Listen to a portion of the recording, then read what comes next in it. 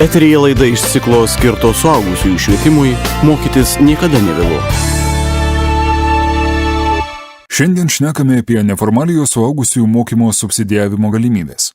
Apie tai, kokios suaugusiųjų mokymo skatinimo priemonės populiarios ES ir kokios iš jų taikomos Lietuvoje, pasakoja Viešosios politikos ir vadybos instituto tyrimų direktorius Rimantas Dumčius. Ponas Rimantai, kokius suaugusiųjų švietimo skatinimo modelius taiko ES? Europos šalis taiko labai įvairius suaugusiųjų švietimo skatinimo modelius. Yra įvairios finansinės priemonės, kuriamis siekiama paskatinti suaugusius investuoti į savo mokymąsi, investuoti laiką, investuoti galbūt savo lėšas. Tai yra įvairios subsidijos, tai jos gali būti teikiamos tiek mokymo paslaugų teikėjom tiesiogiai, tiek tiesiai asmenim, kurie nori mokytis. Įvairūs vadinami mokymosi čekiai arba kuponai gali būti teikiami, kurie paprastai dengia tik tai dalį mokymosi kainos, o kartais visą mokymosi kainą, suprantant, kad žmogus taip pat turi, tuo metu, kai mokosi, jis nedirba, galbūt negauna pajamų, tai žmogus bet kokiu atveju turi investuoti savo tam tikrus išteklius. Taip pat yra tokie instrumentai kaip mokymosi atostogos, kur valstybė tiesiog suteikia teisę žmogui tam tikrą laiką per metus gauti atostogas ir mokymuisi. Kartais tos atostogos būna finansuojamos, kartais darbdaviai turi prievolę jas finansuoti, kartais valstybė finansuoja. Taip pat yra paskolos, tai yra grąžintina pagalba, kurią valstybė duoda ir žmogus grąžina dažniausiai iš savo po to išaugusių pajamų.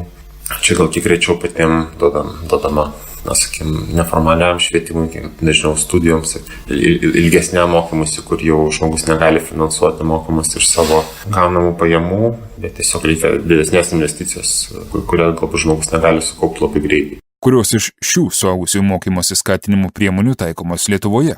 Kalbant apie suaugusių mokymąsi, Lietuvoje yra patirtis naudoti subsidijas suaugusių mokymusi skatinti, bet Lietuvoje pagrindė buvo iki šiol finansuojamas aukštos kvalifikacijos asmenų mokymasis arba socialinės atskirties grupių, bedarbių mokymasis. Buvo pilnai finansuojamas, tarpu aukštos kvalifikacijos asmenys buvo pasiekiami duodant subsidijas, pavyzdžiui, įmonėm, mokyti savo darbuotojus, tai natūraliai įmonės visada investuoja į aukštos kvalifikacijos asmenys. Taip pat buvo duodamos subsidijos viešajam sektoriui, valstybės tarnautojų mokymui, taip pat mokytojų, gydytojų kvalifikacijos tobulinimui. Buvo mažiau teikiama parama dirbančių žemesnės arba žemos kvalifikacijos arba nekvalifikuotos asmenų mokymui. Tai yra tai, kas sudaro pagrindinę dalį darbo jėgos mūsų, tai šitie žmonės turėjo labai mažai galimybių kol kas mokytis.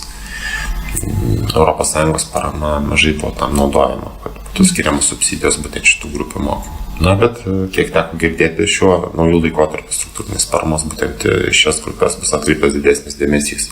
Ar situacija pasikeis ateityje? Juk žemesnės kvalifikacijos darbininkams kvalifikacijos kelimas tiesiogiai susijęs su jų gerbūviu. Nuo 15 galbūt metų, tai kada turėtų prasidėti ES nauja biudžeto perspektyva, naujos lėšos, naujos programos, tai tada tikrai, kiek aš žinau, yra didesnis planuojamas dėmesys.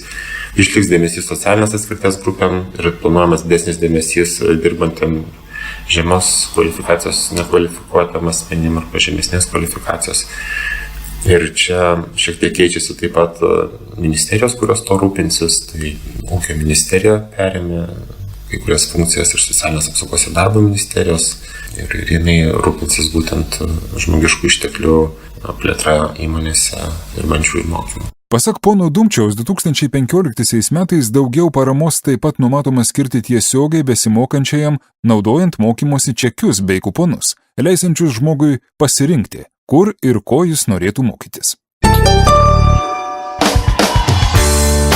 Radijo laida parengta įgyvendinant ugdymo plėtotės centro projektą suaugusiųjų švietimo sistemos plėtra, suteikiant besimokantiems asmenims bendrasias kompetencijas, finansuojama Europos socialinio fondo lėšomis.